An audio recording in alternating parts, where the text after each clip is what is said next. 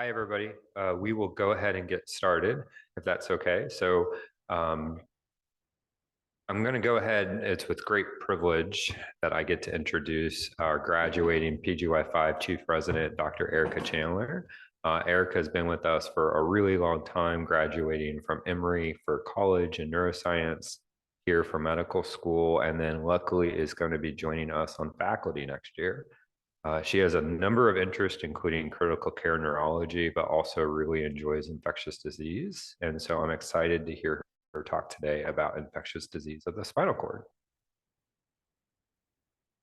All right, thank you, Dr. Martin. So we'll go ahead and get started. So the objectives for our talk today are to review the pathophysiology, epidemiology, clinical manifestations, laboratory and imaging findings, as well as some treatment and outcomes of various infectious diseases of the spinal cord. So you might think, why is this important for neurologists?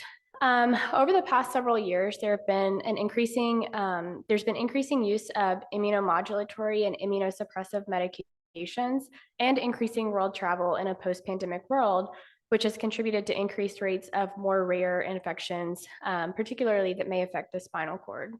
So we will review common bacterial, viral, fungal, and parasitic infections, but we will not be reviewing meningitis, epidural abscesses, or spondylodiscitis. To understand infectious diseases of the spinal cord, it's important to understand that infection can occur via different mechanisms.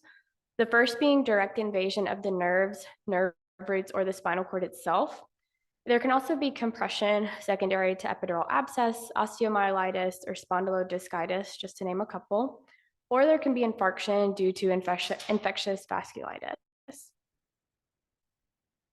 I really like this picture. I took it from the Continuum articles. It provides a good visualization of various anatomic localizations or locations and tropisms for different infectious organisms. We'll not talk about each of them specifically in detail, but I do think it's helpful in order to establish kind of a frame of reference when considering different infections. And of course, the clinical manifestation of these infectious diseases depends upon the anatomic location and the extent of disease. So the majority of this talk will focus on anatomic localization with spinal cord syndromes caused by different infections. And I hope that by focusing mostly on anatomy and clinical exam, we can ultimately create differentials of infectious organisms based on the patient's clinical exam.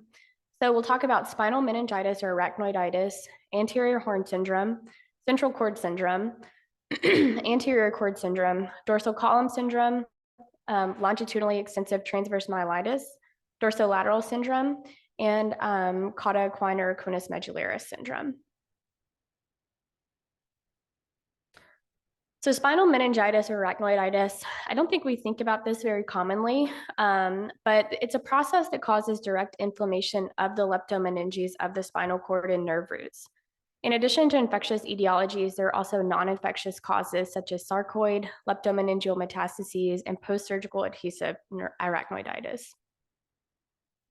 So as I mentioned, by definition, it is direct inflammation of the leptomeninges, and there are infectious and non-infectious causes.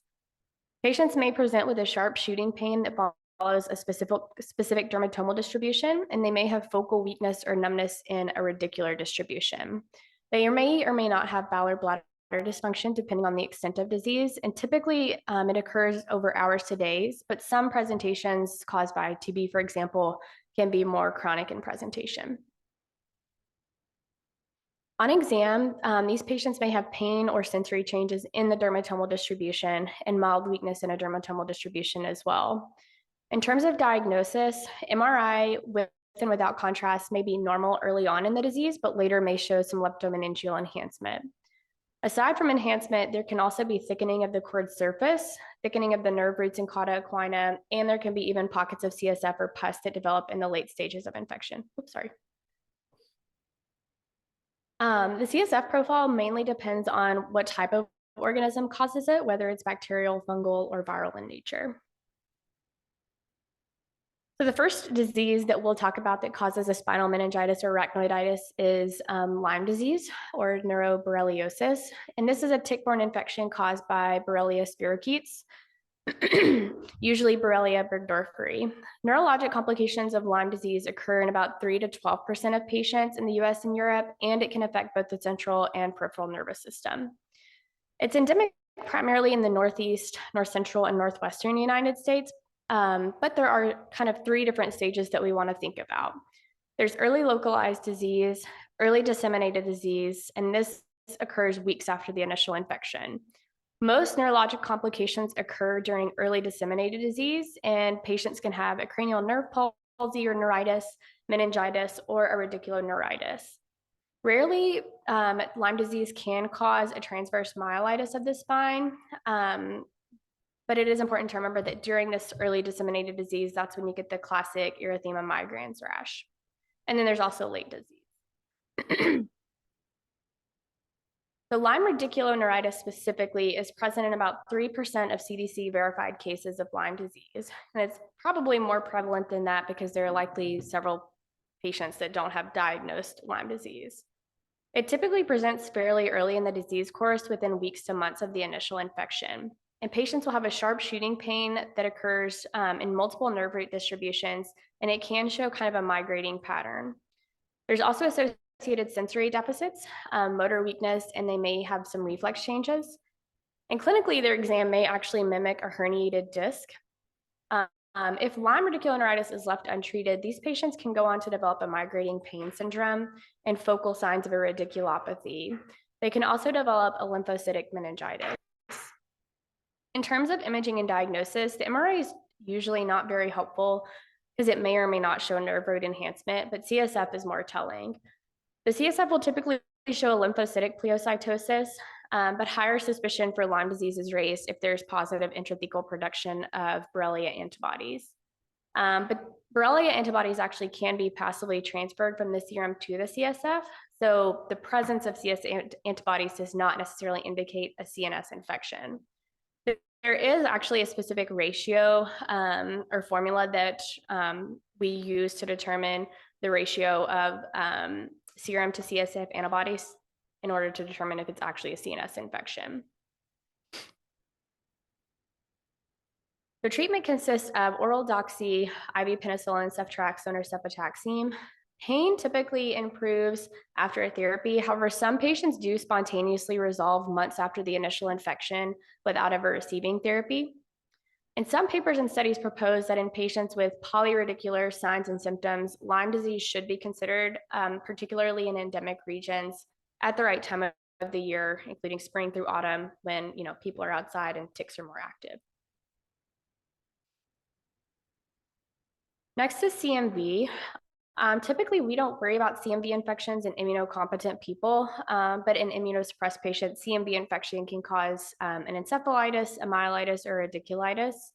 In terms of the symptoms associated with radiculoneuritis, patients may have weakness in a particular dermatomal distribution, decreased or absent reflexes, and they may have bowel or bladder dysfunction. CSF will typically show either a neutrophilic or a lymphocytic pleocytosis, as well as a low glucose. And if there is concern about CMV or a patient being immunocompromised, CMV PCR should be obtained from the CSF in order to confirm the diagnosis. Similar to Lyme disease, MRI may show nerve root thickening, but it may not be particularly useful if it's normal. Treatment is targeted based on the severity of the disease. So for patients that have multisystemic involvement of CMV, including retinitis, myelitis, colitis, they are treated with dual therapy with ganciclovir and foscarnet. And then with patients with less severe disease, not involving multisystem problems, they are treated with oral valganciclovir. And so before we delve into diseases that directly affect the spinal cord and not just the meninges, I wanted to highlight the difference between myelopathy and myelitis. So myelopathy, by definition, is spinal cord dysfunction of any etiology, whereas myelitis is inflammation of the spinal cord parenchyma by either infectious or non-infectious causes. So not all myelopathies are myelitis. Myelitis can also present in isolation as just a myelitis by itself, or it can present with encephalitis or radiculitis. When interviewing patients or obtaining a history and attempting to determine if a myelitis is para or post-infectious, it's important to determine if there were preceding symptoms such as fever, chills, myalgias, URI symptoms, or recent GI illness, exposure to specific pathogens through travel or other contact. By definition, a para-infectious myelitis occurs when symptoms are present concurrently with the diagnosed infection, but a post-infectious myelitis occurs when symptoms are present after an infection. So infectious myelitis can occur via a variety of mechanisms. For bacteria, infection may develop due to hematologic seeding of the CSF or spinal cord from direct instrumentation or trauma, or via seeding from systemic infections. Viral infections are actually a bit more interesting. They have a variety of mechanisms through which they can cause infection. Hematologic dissemination is pretty common, but other viruses are more creative with how they enter the CNS. So HIV, for example, can invade host white blood cells and enter the CNS. HSV invades the CNS via the olfactory nerve. Rabies and poliovirus are suspected to travel via retrograde axonal transport. And then HTLV1 and West Nile virus are known to directly invade microvascular endothelial cells. So now we'll kind of go through each spinal cord syndrome with the associated infections to develop a broad differential. And we'll start with anterior horn syndrome. So anterior horn syndrome presents typically with the lower motor neuron pattern of flaccid weakness with absent or decreased deep tendon reflexes. It is important to note that on exam, these patients will have preservation of sensory modalities because it is usually just the anterior horn motor neurons that are primarily affected. Some of the most common viruses that cause an anterior horn syndrome are enteroviruses, Coxsackie viruses, echoviruses, polio and flaviviruses, and some tick-borne diseases as well. So the diagnostic criteria for AFM include core clinical features of weakness with decreased DTRs and decreased tone, an MRI with gray matter predominant lesions with or without nerve root enhancement, and CSF pleocytosis. A diagnosis of probable anterior horn syndrome just requires the first two criteria, but the CSF pleocytosis is not required. And this is a patient that we had earlier this year that we diagnosed with acute flaccid myelitis, and you can see that there's primarily gray matter hyperintensities. Treatment for AFM includes IVIG if it's detected early in the disease course, but other immunomodulatory agents like steroids or Plex have also been useful if there's a significant amount of cord edema. So the enteroviruses are a pretty well-known cause of AFM, particularly A71 and D68 serotypes. In 2018, there was an outbreak of AFM in Colorado related to enterovirus A71. All of the children in this cohort had fever. Many had lesions that appeared consistent with hand, foot, and mouth disease. And this occurred just prior to them developing neurologic symptoms. They presented primarily with weakness, myoclonus ataxia, some autonomic instability, and enterovirus A71 specifically has more autonomic instability when compared to other enteroviruses. In terms of diagnosis, only about 20% of the cases had enterovirus detected in the CSF, but 79% had positive oropharyngeal swabs and 94% had positive stool samples, which just highlights the need that we take samples from other places besides the CSF if you have a clinical concern for AFM. Enterovirus D68 is also a cause of AFM. There was a peak incidence of D68 infections in 2014, 16, and 18.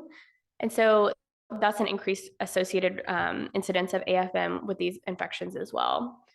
The patients with D68 typically had the typical anterior horn syndrome symptoms, but genomically enterovirus D68 is more similar to rhinovirus. So these patients typically had more upper respiratory illnesses prior to the onset of their neurologic symptoms. And additionally, when these patients were tested, it was more common to be found in respiratory samples than the stool samples, like we discussed in enterovirus A71. Next, we'll talk about polio. Polio is no longer a significant public health threat thanks to eradication efforts, but it does still occur in areas of the world with endemic wild-type poliovirus transmission, and there are very rare oral polio vaccine-associated cases. So infection with polio occurs after fecal oral transmission, but it's not entirely understood how it gets into the CNS, although there is some theories that it may be through retrograde axonal transport, or it may directly pass through the blood-brain barrier. But once it does get into the CNS, we know that it has a specific tropism for the spinal motor neurons and anterior horn cells. Polio can cause either non-paralytic polio or paralytic polio disease.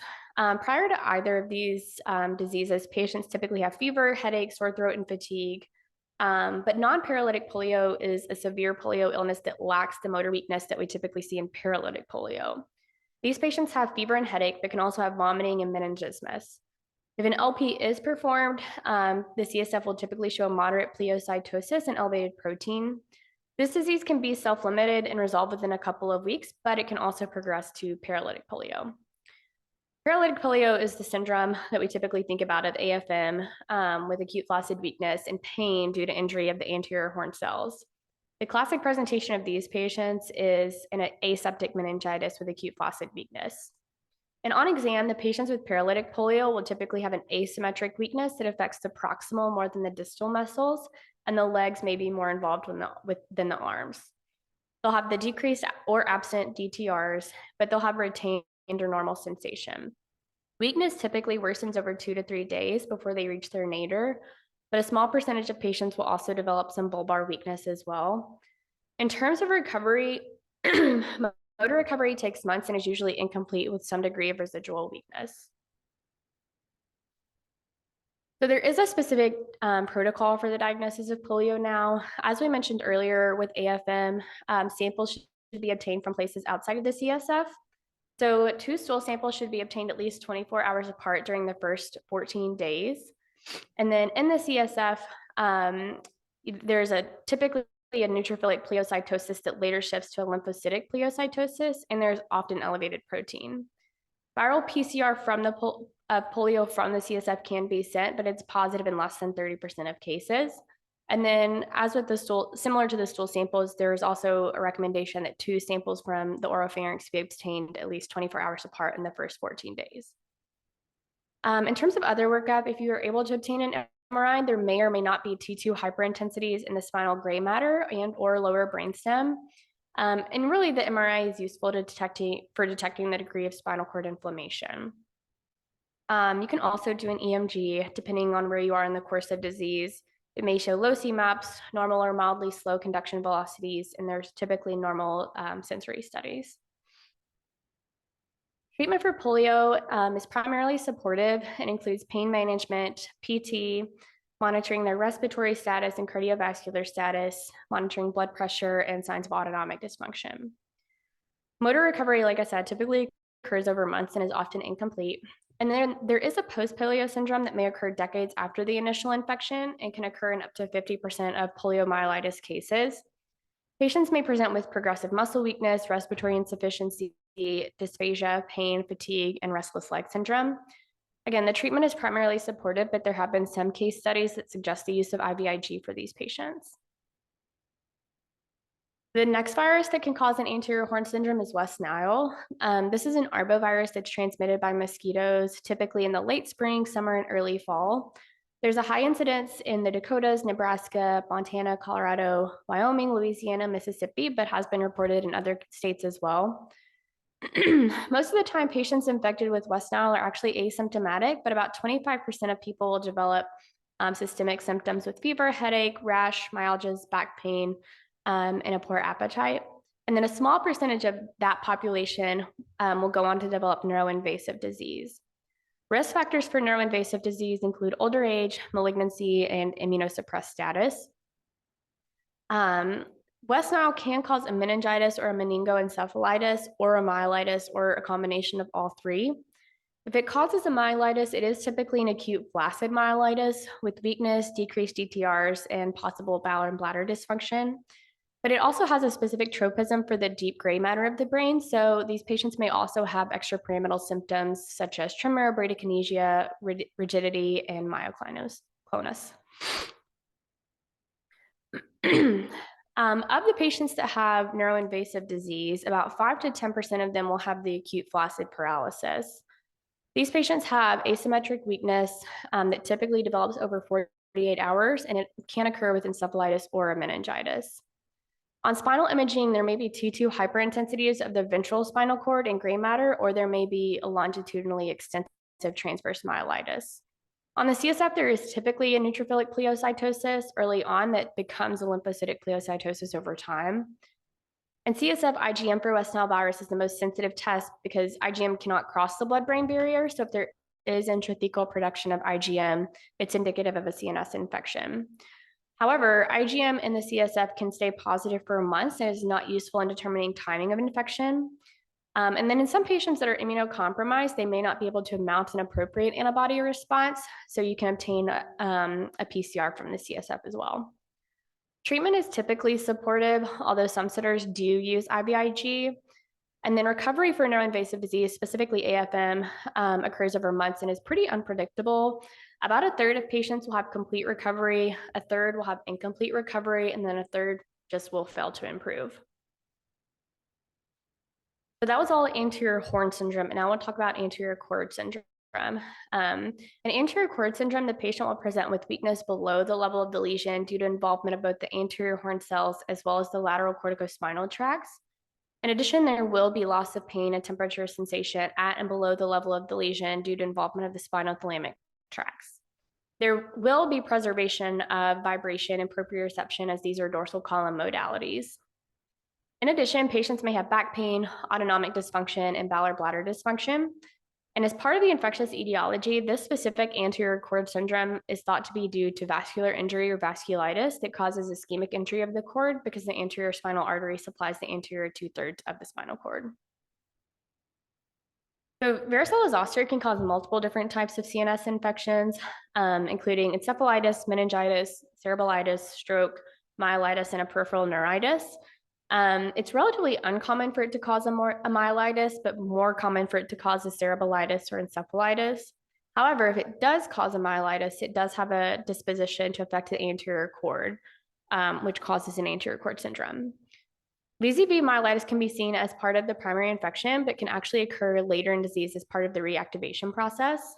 And these patients will present with acute to subacute onset of weakness that is typically asymmetric. There will be loss of pain and sensory or pain and temperature sensations, but dorsal column modalities are preserved. And they may or may not have the typical vesicular rash and the dermatomal distribution that is associated with BCV. And as I mentioned, the patients can have myelitis, encephalitis, meningitis, or radiculitis, or some combination of all of these at the time of diagnosis. BZV has a particular tropism for the dorsal root ganglion, where it lies dormant and then can reactivate years after the initial infection.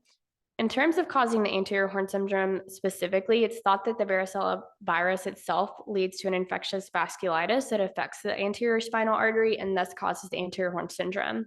However, it can also cause direct damage to the spinal cord itself. CSF will typically show lymphocytic pleocytosis with elevated protein, and MRI may show diffusion restriction of the anterior horn or longitudinally extensive transverse myelitis. If there's a rash or vesicles present, these can be sampled and you can obtain a PCR from the fluid, but you can also obtain VZV PCR from the CSF, but IgG and IgM are thought to be more sensitive than the PCR. And then, of course, for treatment is typically acyclovir. So next we'll talk about central cord syndrome. This is not specific to any particular infectious etiology, but I do think it's important to know the clinical syndrome. It can be seen with pyogenic abscesses and immune-mediated disorders. These patients, their presentation really depends on how extensive the lesion is. Generally, the spinothalamic tract is involved and causes loss of pain and temperature sensation below the level of the lesion. But if lesions are large and extend more ventrally, it can cause ventral horn syndrome in the kind of the lower motor neuron pattern of injury. If they extend far enough, it can also involve the corticospinal tracts. But if these are involved, typically the arms will be more affected than the legs just due to the somatotopic organization of the corticospinal tracts. And lastly, fibers that control bowel and bladder function are typically located more medially, so these patients often have bowel and bladder dysfunction early in their disease course. Next is dorsal column syndrome. This exam is still similar to patients that have an epidural abscess that causes compression. On exam, these patients will have decreased or absent vibration and proprioception at and below the level of the lesions, and there's typically preserved strength and pain and temperature sensation. There are a few infectious causes of dorsal syndrome that we will get into, but there are also non-infectious causes to be aware of, such as B12 deficiency, vitamin E, copper deficiency, malignancy, spondylotic disease, and posterior spinal artery infarct. So syphilis is a classic infection that causes dorsal column syndrome. It's caused by the spirochetal infection with Treponema pallidum. And syphilis can cause spinal cord disease either early in the disease course as part of meningovascular syphilis or late in the disease course known as tabes dorsalis. Meningovascular syphilis occurs due to granulomatous inflammation and arteritis, and the infectious spirochete actually invades the blood vessels that supply the leptomeninges, brain, and spinal cord and presents with meningitis and strokes. Patients will have meningismus, headaches, as well as a slowly progressive spastic paraparesis that occurs over months, and there's typically sensory loss in the legs. It can be a subacute and slowly progressive process, but it can also present as a sudden or acute onset myelopathy secondary to the arteritis or ischemic infarct of the cord. Go back. Meningovascular syphilis can occur as early as 1 month into the disease, but as I mentioned, it can also occur very late in the disease as well. And then imaging will typically show a T2 hyperintensity with enhancement, plus or minus pachymeningeal enhancement of the cord. CSF usually shows lymphocytic pleocytosis. In contrast to meningovascular syphilis, tabes dorsalis typically occurs late in the disease during tertiary syphilis, which is years after the primary infection. Patients may have other symptoms of late-stage syphilis, such as neuropsychiatric symptoms, aortitis, gamma formation in various locations. In the first stage of tabes dorsalis, patients present with lancinating and sharp-shooting pains that occur in a radicular distribution, and they're often sensitive to touch, as touching painful areas may elicit a sharp-shooting pain. They may or may not have abdominal pain and urinary dysfunction. On exam, they have loss of proprioception and a positive Romberg due to involvement of the dorsal columns, and they may have loss of deep pain sensation. They can also have absent reflexes in the Argyll-Robertson pupil as well. On MRI, there may be T2 hyperintensities in the dorsal column, and CSF will show elevated protein, a lymphocytic pleocytosis, and positive VDRL.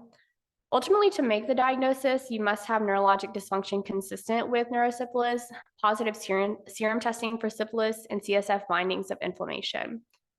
VDRL and RPR can be positive from the serum during active infection, but may be negative later on, which is typically when tabes dorsalis presents. Therefore, it's also helpful to have the VDRL testing from the CSF.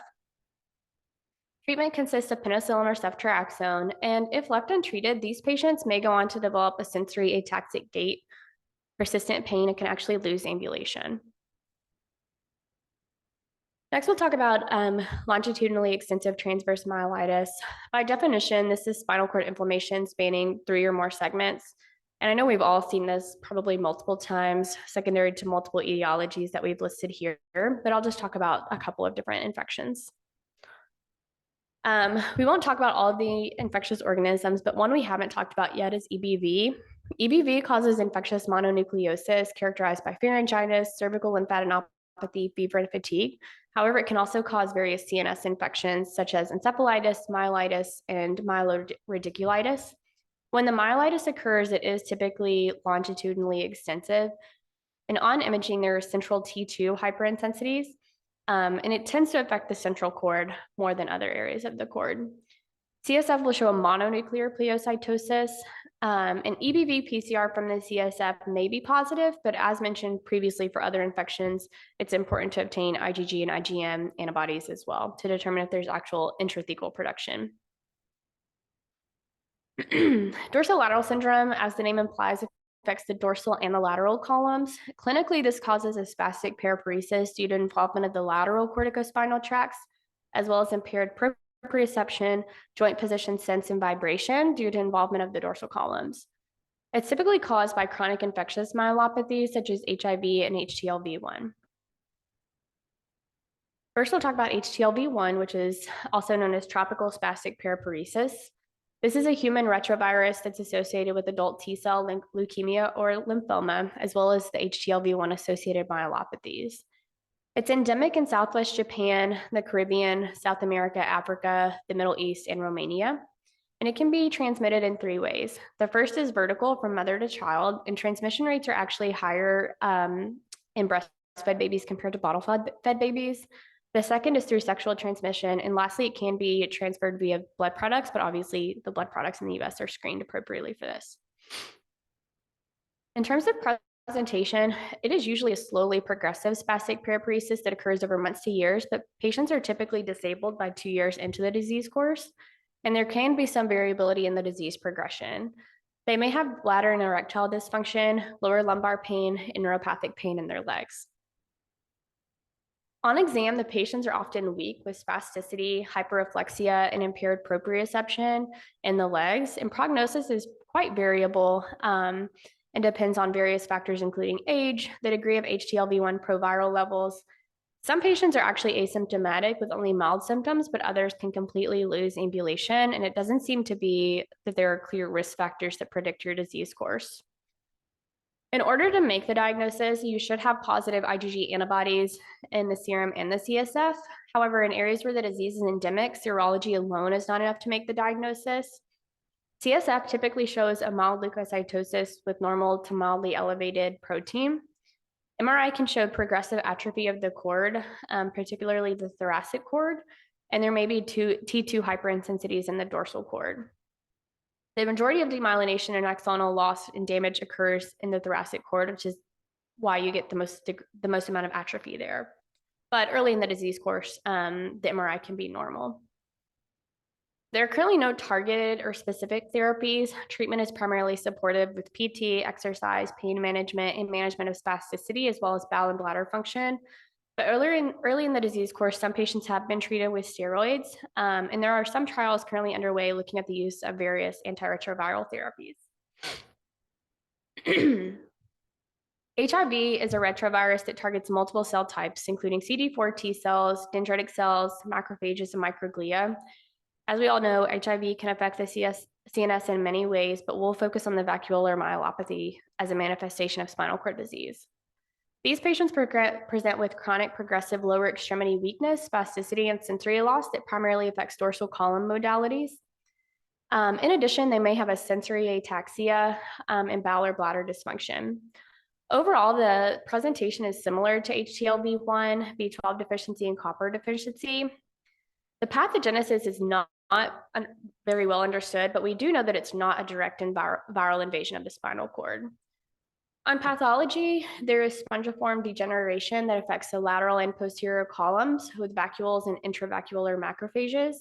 And it actually has been found on autopsy of asymptomatic patients, which indicates that there is a degree of subclinical infection that occurs.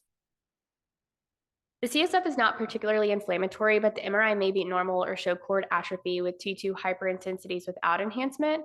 And this is in contrast to HTLV1, where there is cord enhancement. For treatment, patients receive antiretroviral therapy, but there have also been some cases of using IVIG, but there are no controlled trials for this. HIV myelitis is also a manifestation of HIV-related spinal cord disease. In contrast to the vacuolar myelopathy, with HIV myelitis, the pathogenesis is secondary to direct invasion of the spinal cord by the HIV virus itself. And as the name implies, HIV myelitis presents as more of an acute myelitis and tends to happen earlier in the disease course when the CD4 counts begin to fall, whereas the vacuolar myelopathy occurs later in the disease course, and these patients have a more chronic presentation. Treatment consists of antiretroviral therapy, but in addition to HIV-related myelopathy or myelitis, this can also occur after antiretroviral therapy is started due to immune dysregulation as part of systemic immune reconstitution syndrome. And this specific syndrome is treated with steroids. And lastly, it is important to remember that in all patients that have HIV, once their CD4 counts begin to fall below 500, ultimately all these other diseases that we've talked about, they are at risk for that as well. And last, we'll talk about conus medullaris and cauda equina syndrome. So these can both present primarily with acute to subacute changes in bowel and bladder function, sensory changes in the lower extremities and perineum, and bilateral lower extremity weakness.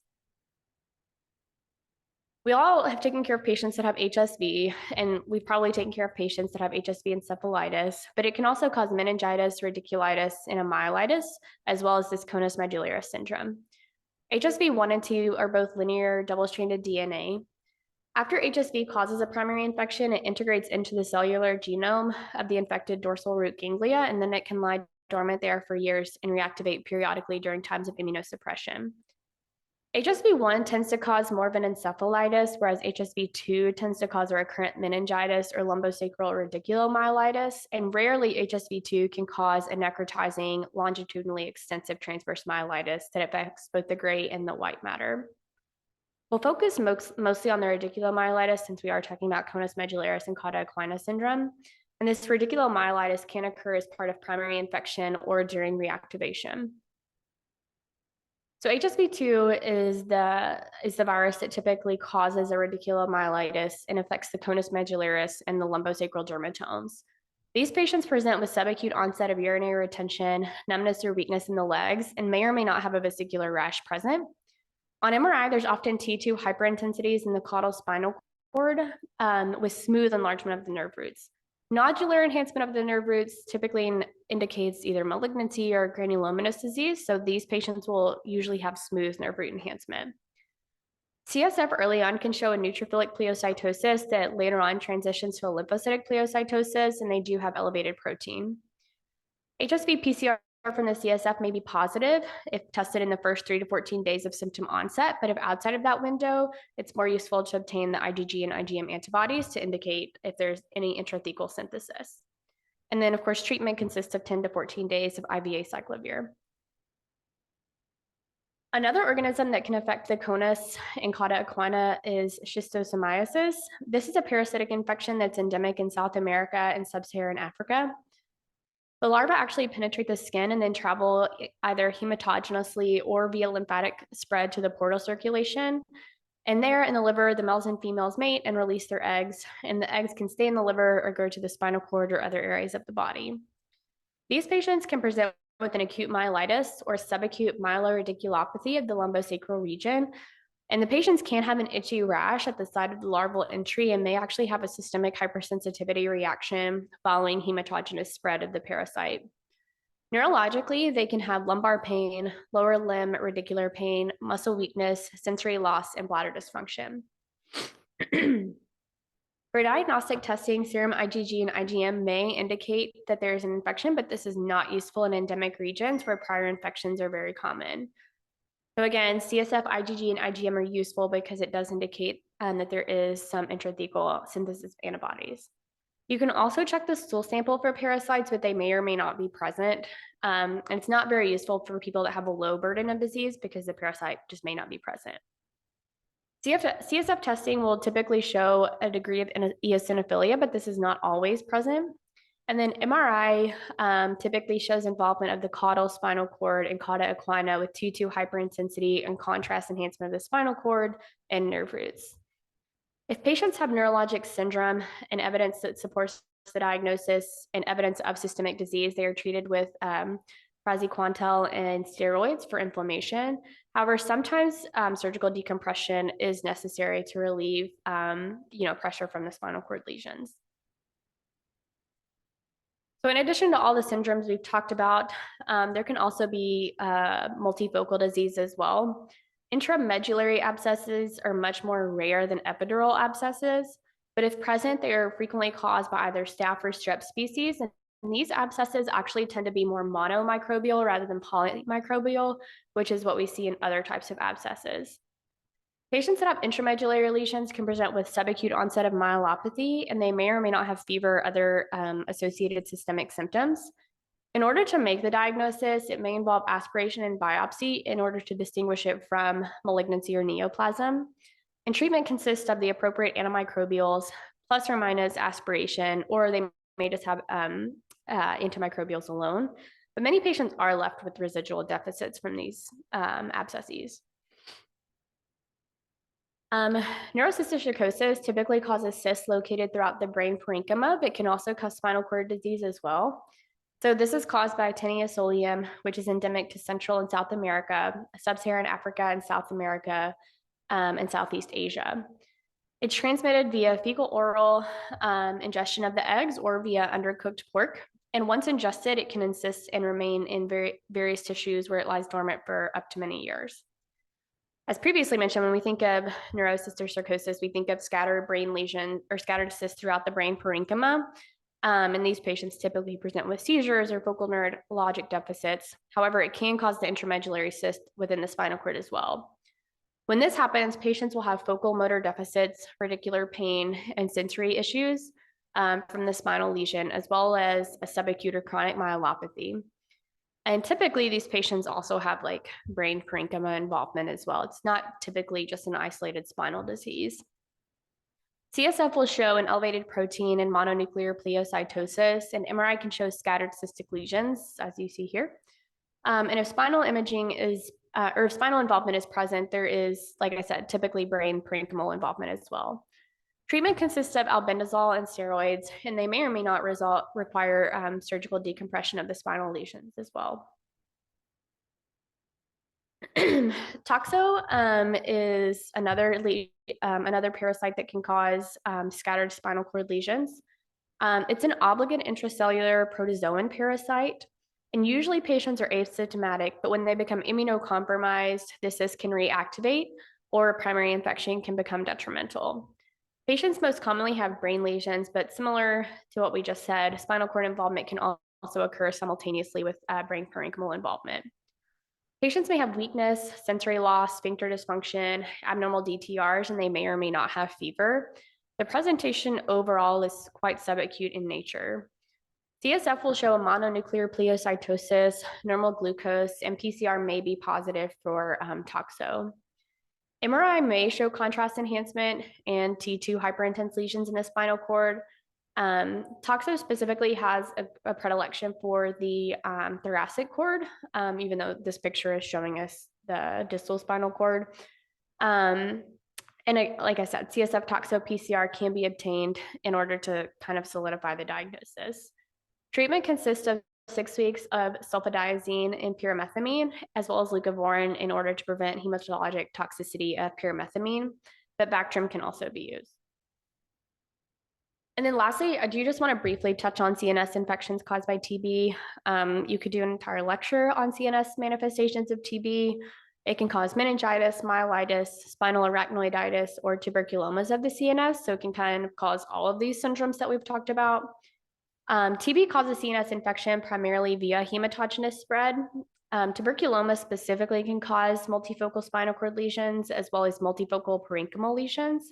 But there can also be rupture and spread of these of TB infection, and it can spread throughout the subarachnoid space, which results in either meningitis or spinal arachnoiditis.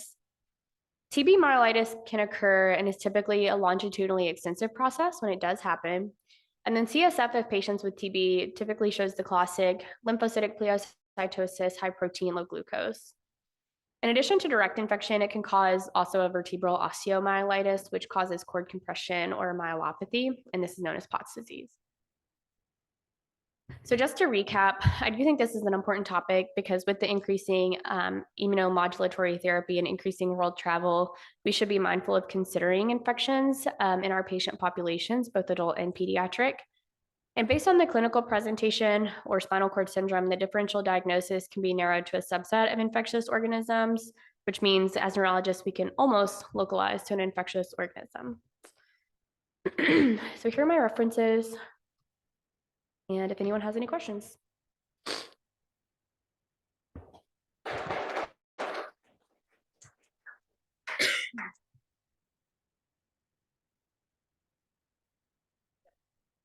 Always.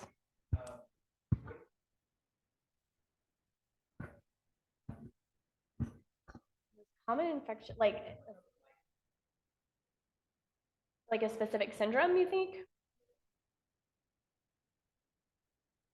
I mean, I would say the most common infectious myelopathy is probably a viral. I don't know if there's one specific virus that is the most common, but I would say viral is by far the bugs we've talked about. And I think it depends on like time of year, location, like within the spinal cord, and their geographic location too. And sometimes we don't ever find out, right? Like we think it's an infectious cause, but they present with URI symptoms or their RPP is negative, but they have a myelitis at the same time, but we don't ever really know what bug caused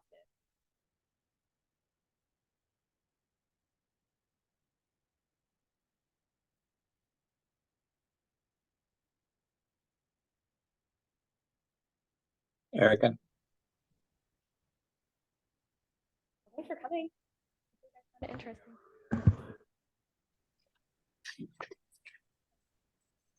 Hello, Erika. Hey guys. Dr. Puri here. That was an absolutely fantastic talk. It was actually, it's a pretty complex subject to talk about. So, Erika, can you tell us sort of, the negative yield of MRI imaging in some of these, conditions, and especially when you see a mild iteration of the issue, you have negative MRI, and I guess the great value of careful history taking, an exam, and and the lumbar puncture in these patients.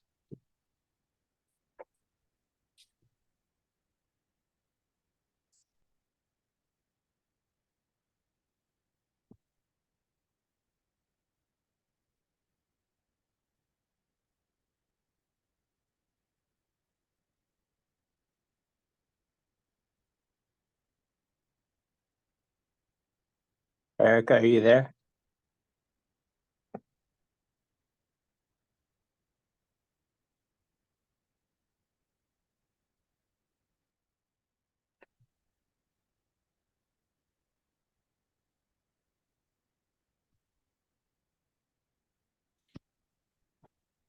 Vinay, are you there? Yes, I'm here, waiting patiently. I think we might be alone. They might have abandoned us. Oh, wow. Yeah, it looks like the classroom participants has left the conference, so she must have logged off the auditorium computer before you asked your question, Dr. Puri. Well, that's all right. Well, that was really a great, talk. And Martin, did you have any thoughts on, MRI negative cases that you've seen?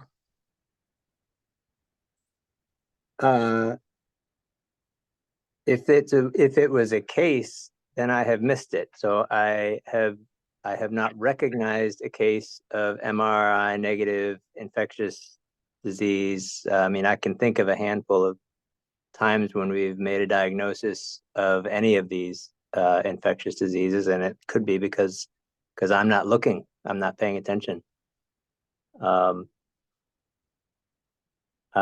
Where is Erika going to be in July? Erika is, I think that Erika probably finishes, she will still be on child neurology during residency. I think because of her maternity leave, I don't know if her time is extended or whether if she's done, she may be taking a couple of months off, possibly. Yeah, Oh, she'll yes. have some time off, but Yes. All right. residency is not extended. Well, I'm going to try and recruit her to give us one of the neuroemergency lecture series for infectious diseases because we don't have that. We haven't had that. I try to get Forrest Arnold to give one, and I don't know if there's anyone in infectious disease who's interested in neuroinfectious diseases, and so I'm hoping that I can convince her to be available sometime in July and give a similar talk, but actually turn it around from each infection presenting this way to the presentation, and going backwards to the way that we see patients is the presentation is first, the clinical presentation. Absolutely.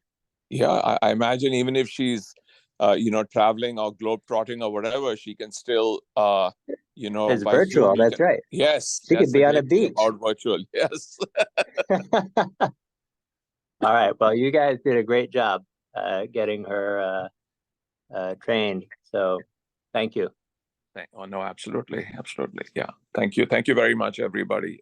This is a great talk. She's on service actually right now, so she's multitasking. Her husband is deployed right now in Kuwait City, and so she's doing a lot. And as you can see, she's a very organized person. So that was a great talk. Yeah. Well, All everybody, right. have a nice day, everybody. Take care. You too.